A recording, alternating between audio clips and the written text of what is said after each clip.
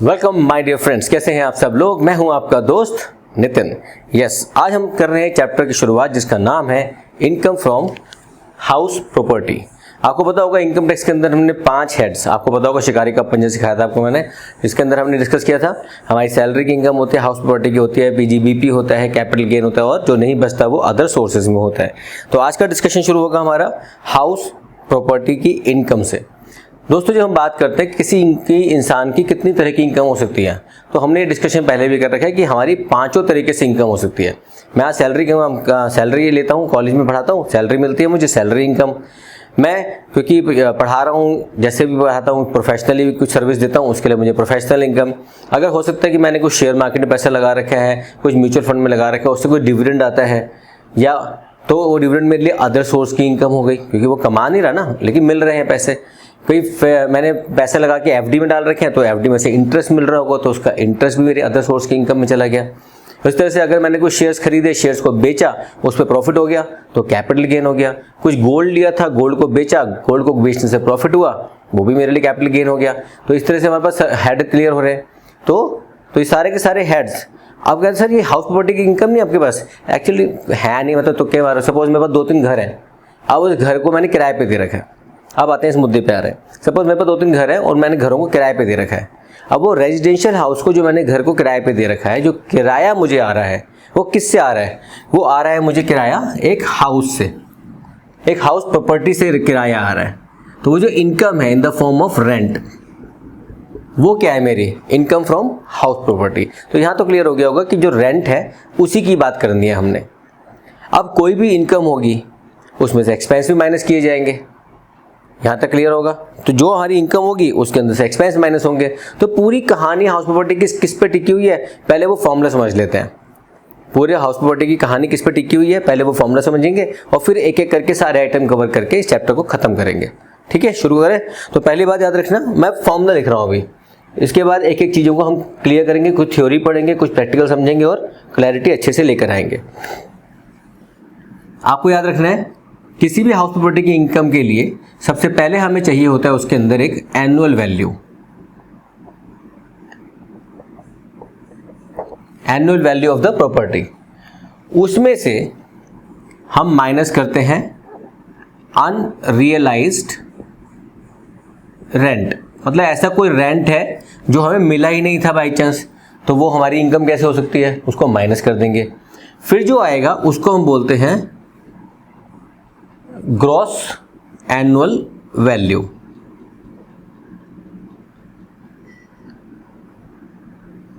ठीक है, अब इसमें से माइनस करेंगे हम म्युनिसिपल टैक्सेस।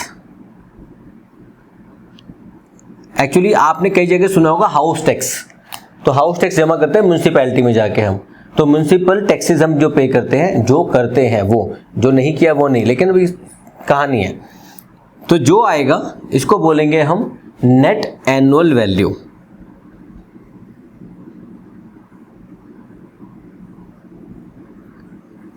ये हो गया नेट एनुअल वैल्यू। सबसे पहले कहानी शुरू होगी यहां से, एनुअल वैल्यू से नेट एनुअल वैल्यू तक। जब यहां पहुंच जाओगे इसके बाद तो कुछ है ही नहीं, इसके बाद 2 चीजें माइनस करनी है आपको। एक माइनस करना है आपको स्टैंडर्ड डिडक्शन अंडर सेक्शन 24। ये कितनी होती है कितनी नहीं हम बातें करेंगे, अभी मैं नहीं बता रहा। ठीक है, और इसके ऊपर माइनस करेंगे इंटरेस्ट ऑन बोरोड कैपिटल। बस, अब ये जो माइनस करने का जो बचेगा, जो करने के बाद उसको बोलेंगे net income from house property. ठीक है सर, याद रहेगा बच्चों? यार बच्चों बोलते हो मुझे ये लगता है, ठीक है ना दोस्तों। तो एनुअल वैल्यू से लेकर इन नेट इनकम तक जाना है हमको। अब हमारे कुछ स्टूडेंट्स जो बाय चांस पढ़ चुके हैं, थोड़ा चैप्टर समझ रहे होंगे, बीच में क्या सर क्या पढ़ा रहे हो, ये तो कुछ है ही नहीं, अभी तो आपने वो समझाया ही नहीं कि ये एनुअल वैल्यू कैसे निकलेगी। आऊँगा, सब पे आऊँगा, तो भावुक मत हो ना, जुड़ना शुरू किया है अभी, ठीक है, अभी पढ़ना शुरू किया है, तो भागना मत मेरे साथ। कहानी क्लियर पहले हो गई। कि हाउस प्रॉपर्टी की इनकम निकालते समय सबसे पहले हमारा क्या बेस बनेगा, ये हमारा बेस है, मतलब इसको मैं ऐसे लिखता हूं, ये बेसिस है हमारा, अगर ये नहीं तो कुछ नहीं, ठीक है। अनरियलाइज रेंट, अगर कुछ प्रॉपर्टी खाली रही, कुछ महीने प्रॉपर्टी किराया नहीं मिला या कुछ भी था। म्युनिसिपल टैक्सेस, जो भी हमने गवर्नमेंट को पे किए होंगे, जो कि पे करता है हमारा ओनर, क्योंकि इसमें दो पार्टी इन्वॉल्व है ना, एक तो हमारा ओनर जो कि प्रॉपर्टी का ओनर है, और दूसरा है टेनेंट। टेनेंट तो इनकम दे रहा है ना ओनर को, तो जो ओनर है वो है हमारा एसएससी। तो याद रखना कि ओनर एसएससी है, हमें एसएससी की इनकम पे टैक्स लगाना है। कहीं पर चले भावुक हो जाओ, टेनेंट को टैक्स देने के लिए बोलो, टेनेंट टैक्स दे, टेनेंट का हल है, रेंट भी दो टैक्स भी दो, चाहते क्या हमसे भैया तुम, ठीक है। तो म्युनिसिपल टैक्सेस पे होंगे, फिर नेट एनुअल वैल्यू, फिर स्टैंडर्ड डिडक्शन, फिर इंटरेस्ट ऑन बोरोड कैपिटल। इसके बाद जो आएगा, यहां से हमारी कहानी अब शुरू होती है। इसको एक बार नोट डाउन कर लो।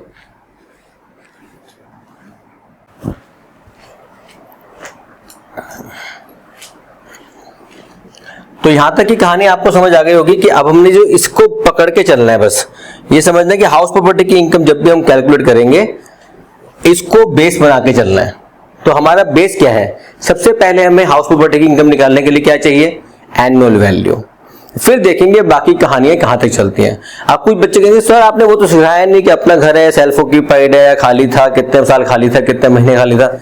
आएंगे, शांत गदाधारी भीम शांत। अभी हम धीरे धीरे शुरू कर रहे हैं अपनी कहानी को, तो शुरुआत करते हैं। सबसे पहला नाम है हमारा एनुअल वैल्यू। एनुअल वैल्यू को कटघरे में बुलाया जाए, ठीक है जी। चलिए, एनुअल वैल्यू होती क्या है। अब ये क्योंकि मैंने आपको बता रखा है कौन सी बुक में रेफर कर रहा हूं, आप कोई सी भी बुक को रेफर करो, आपकी इच्छा है। मैं कौन सी कर रहा हूं आपको बता चुका हूं, उसका लिंक भी डिस्क्रिप्शन में नीचे गिवन है। आप उसको ऑर्डर करना चाहे ऑर्डर करो, आस पड़ोस की दुकान से मिले तो आस पड़ोस की दुकान से ले लो, इच्छा आपकी है, ठीक है। आपने ज्वाइन कर ही लिया है तो यार एक बुक खरीदने में क्या जा रहा है, खरीद डालो, ठीक है। मेरा कमीशन नहीं है, डोंट वरी मेरे को इनसे कुछ नहीं मिलता, ये मुझे जानते भी नहीं है मैं कि इनकी बुक से पढ़ा रहा हूं, इनको ये भी नहीं पता होगा। इनकम फ्रॉम हाउस प्रॉपर्टी सबसे पहले आता है annual value. Annual value of the property is the basis of charge under the head income from house property. It is the basis of charge. Property, हम हाउस प्रॉपर्टी की बात करते हैं, property क्या होती है, प्रॉपर्टी मीन्स एनी बिल्डिंग और land appertinent thereto means belonging to, मतलब उसके अंदर क्या क्या हो सकता है, कंपाउंड हो सकता है, प्ले ग्राउंड हो सकता है, कोर्ट यार्ड हो सकता है।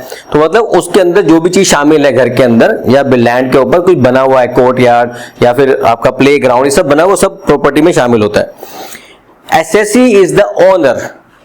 कौन ओनर होने चाहिए, एसएससी शुड बी ओनर। ये नहीं कि मेरे बेटे के नाम है, मेरे दादाजी के नाम है, मेरे चाचा के नाम है, ना, आप ओनर होने चाहिए। Number 3, it is not used for SSC's on business or profession. On business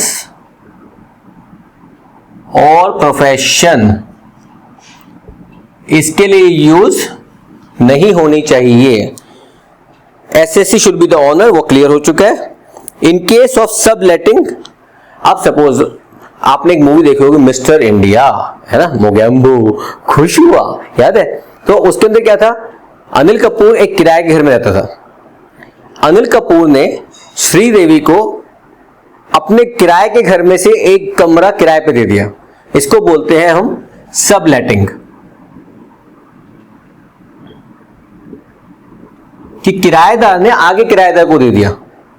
तो अब सोचो जरा, मिस्टर ए ने मिस्टर बी को टेनेंट रखा और मिस्टर बी ने सी को सब टेनेंट रख लिया। इनको तो आया 20,000 रुपए और इससे आया 20,000 और इसने इससे ले लिया 5,000 रुपए, ठीक है। तो 20,000 तो क्या हो गया, इनकम फ्रॉम हाउस प्रॉपर्टी। लेकिन ये 5,000 जो बी को मिला, क्या ये भी हाउस प्रॉपर्टी होगा, क्या हाउस प्रॉपर्टी की इनकम मानी जाएगी, नहीं। क्यों, रूल नंबर 1 क्या है, SSC should be owner, tenant owner नहीं है, टेनेंट ओनर नहीं है, ए ओनर है, तो इसकी इनकम हाउस प्रॉपर्टी में, लेकिन इसको भी तो इनकम हो रही है।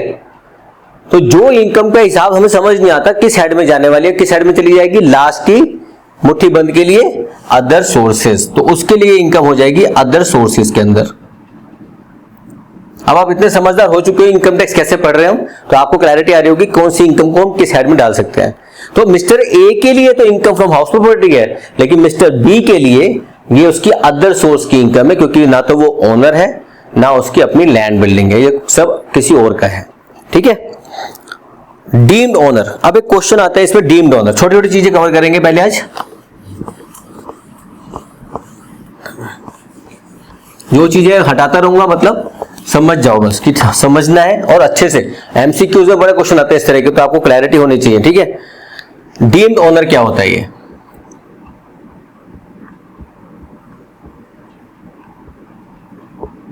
एक है जी मिस्टर ए ओनर है, हमने कहा नहीं मिस्टर ए डीम्ड ओनर भी हो सकते हैं। कैसे हो सकते हैं?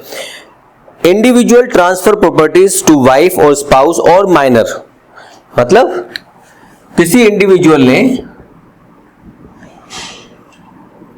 अपनी प्रॉपर्टी ट्रांसफर कर दी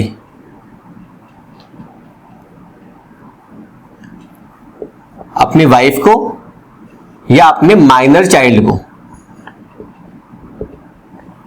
ठीक है, वाइफ मतलब वाइफ नहीं बोलना चाहिए, सिर्फ स्पाउस बोल सकते हैं कि मतलब वाइफ हस्बैंड को या हस्बैंड वाइफ को अपनी प्रॉपर्टी ट्रांसफर कर देती है।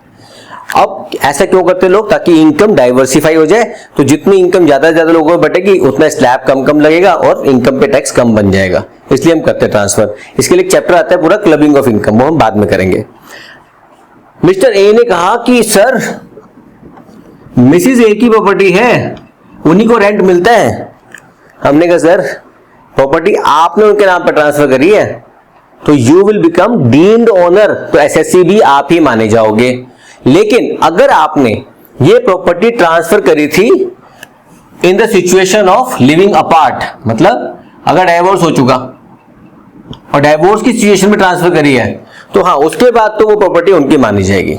लेकिन अगर साथ ही रह रहे हो हस्बैंड वाइफ, वो प्रॉपर्टी उसके नाम पर ट्रांसफर कर दी है, तो भैया जो मिल रहा है ना उसमें इनकम सारी आपकी मानी जाएगी, किसी और की नहीं मानी जाएगी।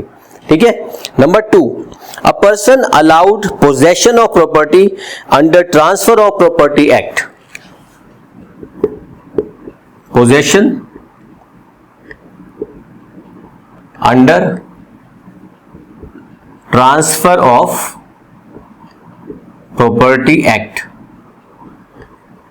मतलब आपके नाम पे या तो विल के थ्रू आ गया है या हाउस हिंदू अंडरवर्ड फैमिली के थ्रू आपको पैसे का हिस्सा मिल गया है, या जो भी है under property act, transfer of property act के अंडर में अगर आपको प्रॉपर्टी मिली है तो भी आप डीम्ड ओनर माने जाओगे। ये नहीं बोलते मेरी थोड़ी प्रॉपर्टी है, दादाजी ने मेरे नाम कर दी, दादाजी की है। ना ना ना ना, दादाजी आपके नाम पे कर चुके, किसके अंडर में?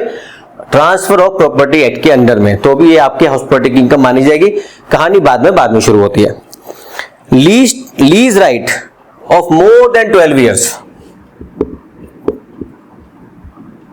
ये छोटी छोटी चीजें देखो कई स्टूडेंट्स को नहीं पता होती, इसलिए बता रहा हूं। सिर्फ lease right more than 12 years होना चाहिए। लीज क्या होती है? Long term rental contract. Anil Kapoor ji ने कहा, मतलब फिर से मूवी पे आता हूं, अनिल कपूर जी ने कहा आज से ये घर मैंने 15 साल के लिए ले लिया। अब कहानी देखो, ए ने बी को किराए पे दिया, लेकिन बी ने अब 15 साल की लीज ले रखी है। अब उसने ये घर आगे दे दिया सी को। अब सी से जो भी रेंट आएगा मिस्टर बी को, तो बी डीम्ड ओनर बन जाएगा, डीम्ड एसएससी बन जाएगा इस केस के अंदर, डीम्ड ओनर।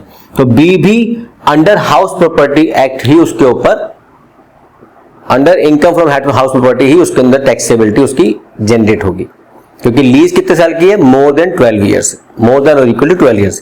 लीज क्या होता है? जब हम 1 साल 2 साल के लिए रेंट पे लेते हैं तो नॉर्मल रेंटल है, टेनेंट है। लेकिन अगर आपने मोर देन 12 साल के लिए ले लिया तो आपका एक लॉन्ग टर्म कॉन्ट्रैक्ट हो गया। एक तरह से आप 12 साल तक प्रॉपर्टी को ऐसे ही यूज करोगे जैसे एक ओनर यूज करता है। अब आप उसको से कुछ भी करो। Disputed ownership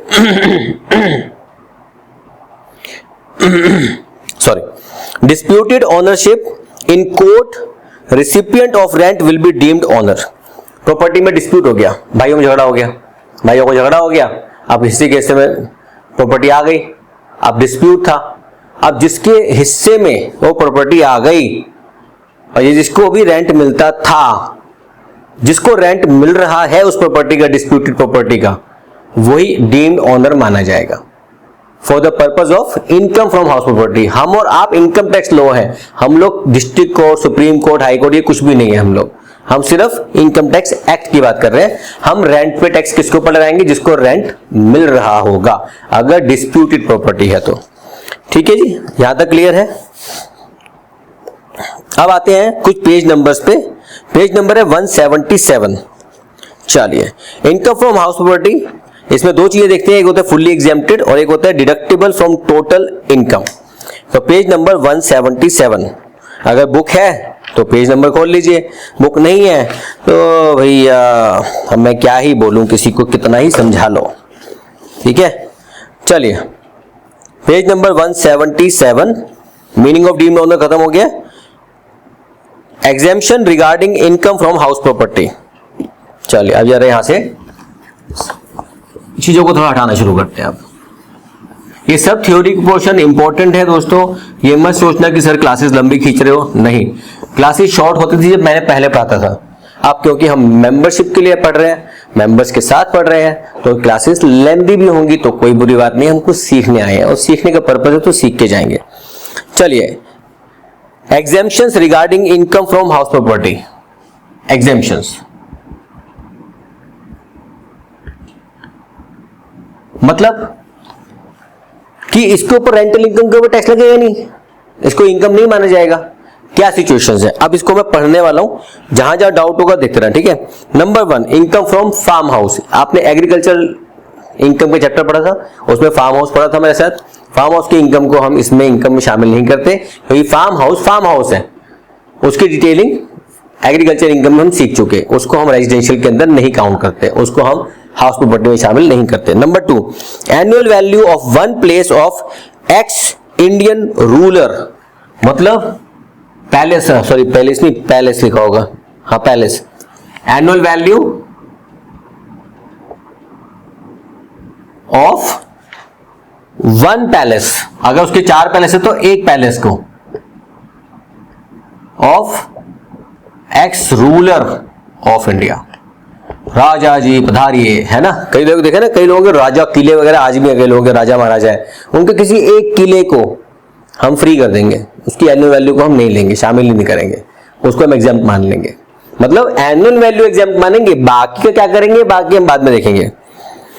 income from property owned by, अगर प्रॉपर्टी इन लोगों ने ओन कर रखी है, इन ऑर्गेनाइजेशंस ने, इन संस्थाओं ने ओन कर रखी है, तो भी उनकी इनकम को हाउस प्रॉपर्टी में नहीं लेंगे। For example, number 1, local authority, जैसे आपके म्यूनिसिपैलिटी वगैरह। Number 2, scientific research associations. Number 3, trade unions. Number 4, charitable trust. Number 5, political party. अरे यार, ये सफेद यूनिफॉर्म वाले बड़े खतरनाक लोग होते हैं। यूनिवर्सिटी और other educational institutions existing for educational purpose and not for profit. आपको पता है जितने भी कॉलेजेस हैं, जितने भी ऑर्गेनाइजेशंस हैं, जहां से आप बीबीए कर रहे हो, एमबीए कर रहे हो, एमकॉम कर रहे हो, जहां से पढ़ाई करते हो, सब नॉन प्रॉफिट होते हैं, नॉन प्रॉफिट, कोई प्रॉफिट नहीं कमाते, नॉन चैरिटेबल लोग हैं तो बेचारे, इसलिए इनके आगे लिखा होता है .org, ऑर्गेनाइजेशन है जी, हम तो प्रॉफिट कमाते ही नहीं है, तो इनके लिए भी no rental for house property. Hospital और मेडिकल इंस्टीट्यूशंस, समझ आ गया होगा, मतलब जो भी हमारे देश की सेवा करे। Income from property use for assessee's own business and profession, अगर मैंने खुद के लिए यूज किया तो डेफिनेटली मैं उसका रेंट तो ले नहीं रहा, तो no annual value. Income from 2 self occupied house, ये क्या होता है, 2 सेल्फ ऑक्यूपाइड हाउस है मेरे पास। सेल्फ ऑक्यूपाइड मतलब ये मैंने किराए पे नहीं दे रखे, तो जो सेल्फ ऑक्यूपाइड हाउस होते हैं उसको हम एनुअल वैल्यू 0 मानते हैं। Income from the house meant for self residence but could not be occupied throughout the previous year on account of his service, business, profession or any other place।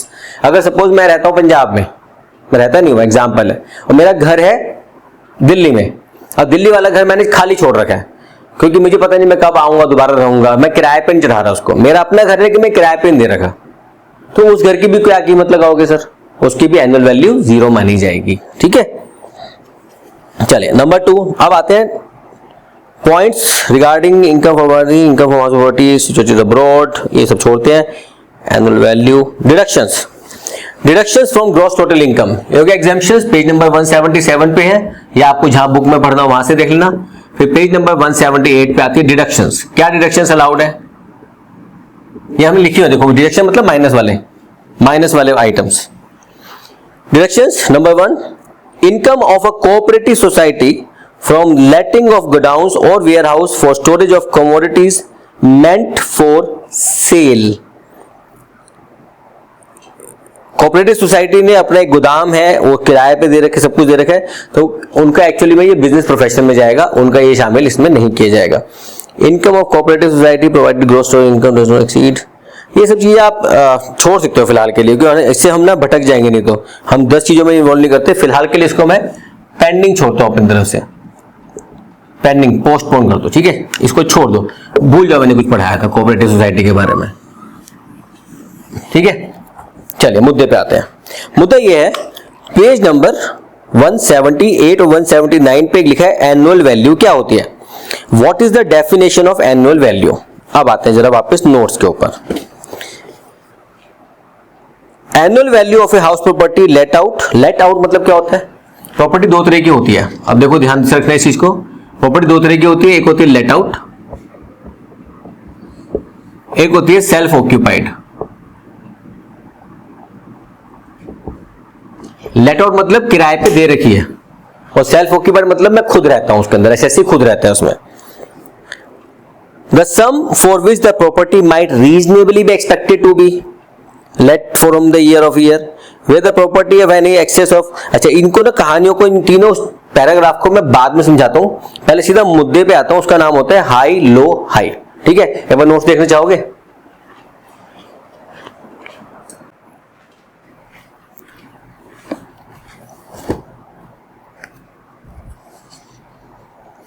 अब let out property का meaning क्या होता है, let income from house property does not mean rental income, it does not mean rental income, but it means the sum for which the building might reasonably be expected, reasonably be expected.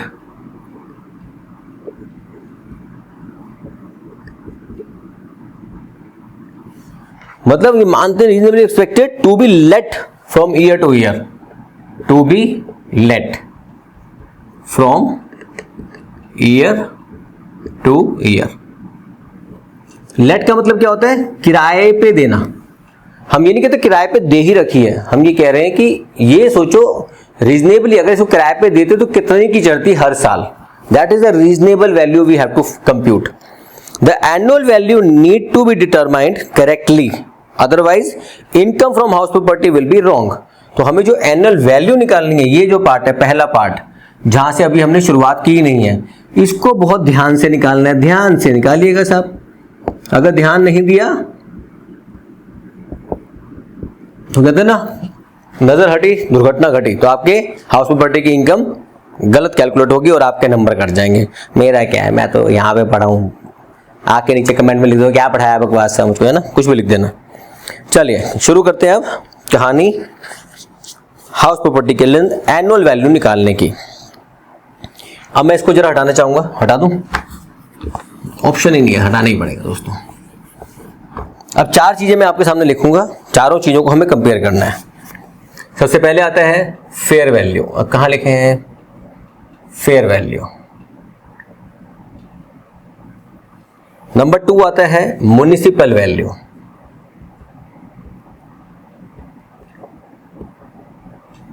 Number 3 आता है standard value, standard rent बोलते हैं, standard value कुछ भी बोल सकते हो, and then actual rent.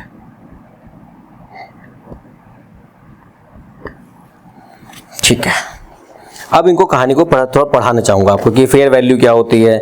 Page number 179 पे आ जाइए, ठीक है।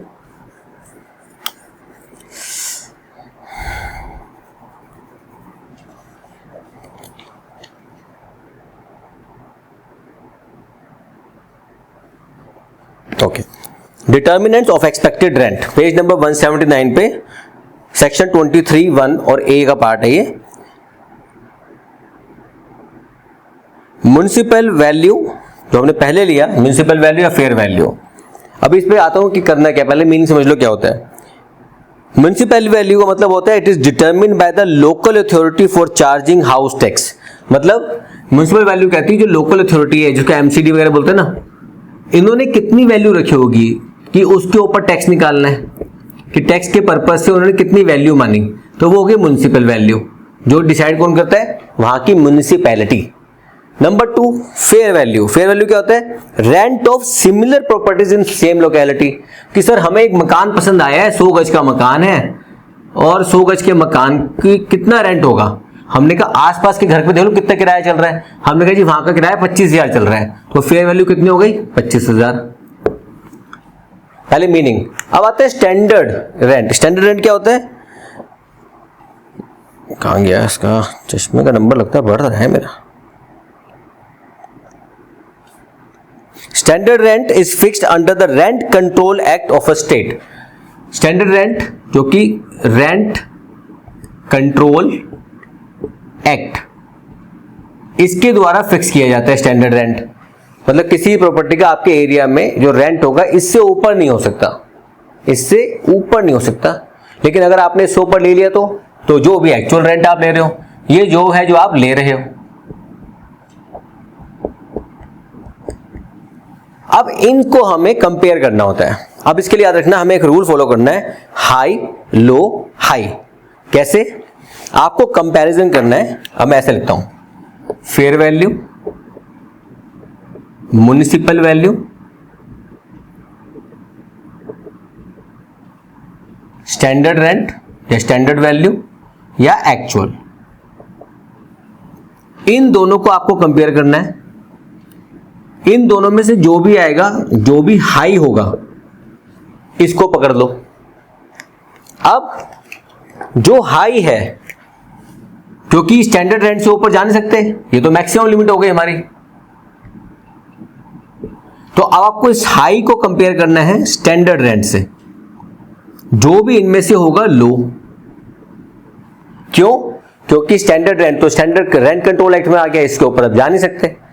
अब जो आपका लो पार्ट आ गया कि हाँ ये वाला इससे ऊपर हम जा नहीं सकते, लेकिन इससे ऊपर कौन जा सकता है? हमारा एक्चुअल रेंट। भाई सरकार ने बोल दिया 25,000 से ऊपर ले नहीं सकते, लेकिन मुझे मुर्गा मिल गया, मैंने काट दिया उसको 30,000 में, एक्चुअल ले लिया मैंने ज्यादा उससे। तो अब जो लास्ट वाला पार्ट है, जो लो आया है, इसको कंपेयर करेंगे हम एक्चुअल से, और इसका जो भी आएगा जो हायर होगा।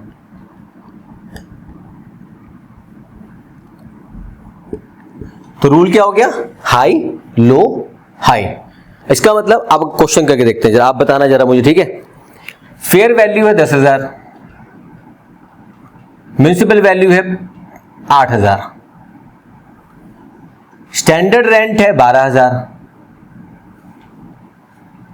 और एक्चुअल रेंट है 15,000। अब ये चीज हमेशा ध्यान रखना, अगर आप रफली भी चलोगे, अगर इन सब में एक्चुअल रेंट सबसे ज्यादा है ना, उसको सिंपली आंख बंद करके पकड़ लेना, क्योंकि इसके अलावा ऑप्शन आएगा नहीं। देखो करके देखते हैं, फेयर वैल्यू और म्युनिसिपल वैल्यू में ज्यादा कौन है? 10,000। अब फेयर वैल्यू निकल के 10,000 और स्टैंडर्ड में कम कौन है? 10,000। अब 10,000 और 15,000 में ज्यादा कौन है? 15,000। तो अगर कहीं पे भी अगर आपने रफली देखा किसी क्वेश्चन में कि 15,000 सबसे ज्यादा आ रहा है, मतलब एक्चुअल अगर ज्यादा है इन चारों में से, तो आंख बंद करके इसको पकड़ लेना, ये बन जाएगी उसकी एनुअल वैल्यू। इसमें कोई भी डाउट आ रहा है ना, एक बार में पूछ लो मुझसे। कैसे पूछोगे? कमेंट है ना नीचे, आपका जवाब देने का मेरा काम बनता है। तो आप क्योंकि मेंबर्स हैं तो डेफिनेटली मेंबर्स को तो मेरी रिस्पॉन्सिबिलिटी बनती है जवाब देने की। तो आप कमेंट लिख के बोलना कि सर ये हाई लो हाई का कंसेप्ट समझ नहीं आया, दोबारा समझा सकते हो या नहीं समझा सकते हो। तो again I am repeating the rule, to find out the gross annual value, या ग्रॉस एनुअल वैल्यू यहां से हम शुरू करते हैं। वो कैसे निकालते हैं? हायर ऑफ फेयर वैल्यू और municipal value, whatever value is derived, compare it with the standard rent, then we take lower of the two, then whatever value comes, take higher of the value or actual rent, जो हमारा जो भी value आएगी that will become annual value of that property, और वहां से कहानी हमारी यहां शुरू होती है। मतलब इतनी बड़ी हाई लो हाई करके ना, हाई हाई मचा के दुनिया के अंदर जो 15,000 रुपए आएगा, यहां से हमारी कहानी शुरू होती है एनुअल वैल्यू की। उसके बाद आगे बढ़ती है हमारी कहानी म्युनिसिपल टैक्सेस, वो क्या होते हैं, वो सब चीजें हम करते हैं। अब आते हैं म्युनिसिपल टैक्सेस। थोड़ी लंबी क्लास है, कोई बात नहीं, पढ़ते रहना थोड़ा थोड़ा करके, ब्रेक ले लेना, थोड़ी सांस ले लेना, डीप ब्रीदिंग, होल्ड, फिर डाउन, होल्ड, ऐसे करके ब्रीदिंग एक्सरसाइज सिखाऊंगा आपको धीरे धीरे। Municipal taxes, it will be deducted only if paid by owner and not by tenant. ये सब बाद में, ठीक है, ये सब कहानियां बाद में। म्युनिसिपल टैक्सेस, म्युनिसिपल टैक्सेस कब होंगे? Only if paid by owner. कई बार ओनर बड़े चालाक होते हैं, वो कहते हैं टेनेंट तू दे दे टैक्स। ठीक है जी, मैं दे दूंगा। और तुम दिए, तूने पे करे भाई, मैंने नहीं करे, तो मेरे अगर पे नहीं करे तो मुझे छूट भी नहीं मिलेगी उसकी, तो माइनस नहीं कर पाऊंगा। याद रखना टारगेट वही है। अगर किसी एसएससी के पॉइंट ऑफ व्यू से सोचोगे, अगर वो खर्चे कम करेगा तो इनकम कम हो जाएगी, इनकम कम होगी टैक्स कम बनेगा उसके ऊपर। हम तो छूट दे रहे हैं पूरी, अब आप गड़बड़ करोगे तो आपकी गलती है। फिर आता है स्टैंडर्ड डिडक्शन। जब एनएवी निकाल देते हो आप, जब एनएवी निकाल देते हो, net annual value, not net asset value of mutual fund, वो नहीं है, ये एनएवी है, नेट एनुअल वैल्यू। इसके ऊपर स्टैंडर्ड डिडक्शन अलाउड है अंडर सेक्शन 24 और उसका रेट फिक्स है 30% ऑफ एनएवी। मतलब जो भी ये वैल्यू आएगी उसका 30%, बराबर लिख दो, उसका 30% आपको छूट है, माइनस कर दो। उसके बाद इंटरेस्ट ऑन बोरोड कैपिटल, इसकी बड़ी कहानी है दो तरह की, कि interest on pre construction period, interest on post construction period. इसको हम सब करेंगे क्वेश्चंस के बाद, ठीक है। यहां तक कहानी क्लियर है? तो प्लीज दोस्तों, आज की क्लास में हमने क्या डिस्कस किया? हमने डिस्कस किया हाउस प्रॉपर्टी की इनकम क्या होती है, रेंट क्या होता है, एनुअल वैल्यू क्या होती है, और इसकी अलग अलग भूमिकाएं क्या होती हैं, क्या डिडक्शन अलाउड है, क्या एग्जेम्पशंस हैं, किस किस को मिलती हैं। हाई लो, हाई का कॉन्सेप्ट मोस्ट इंपॉर्टेंट है किसी भी क्वेश्चन को शुरू करने से पहले, ठीक है। तो हम इस चैप्टर को थोड़ा धीरे धीरे पढ़ाएंगे ताकि हम इसके क्वेश्चंस भी करते रहें और कंसेप्ट भी क्लियर होते रहें। तो नेक्स्ट क्लास में इसके कुछ एक दो छोटे छोटे क्वेश्चंस करेंगे और साथ में करेंगे सेल्फ ऑक्यूपाइड हाउस का क्या करना है, हाउस खाली है तो क्या करेंगे, इंटरेस्ट कैसे निकालेंगे प्री कंस्ट्रक्शन पीरियड का, पोस्ट कंस्ट्रक्शन पीरियड का, ये सब चीजें हमें डिस्कशन करनी है इसी चैप्टर में। तो see you in the next lecture. दोस्तों को यार प्लीज बता दो, नितिन सर पढ़ा रहे हैं, मेंबर बन जाओ, कोई हार्म नहीं है, बहुत छोटी सी फीस है, ज्वाइन करो, भगवान भला करेगा आपका भी मेरा भी, ठीक है। All the very best, see you, take care.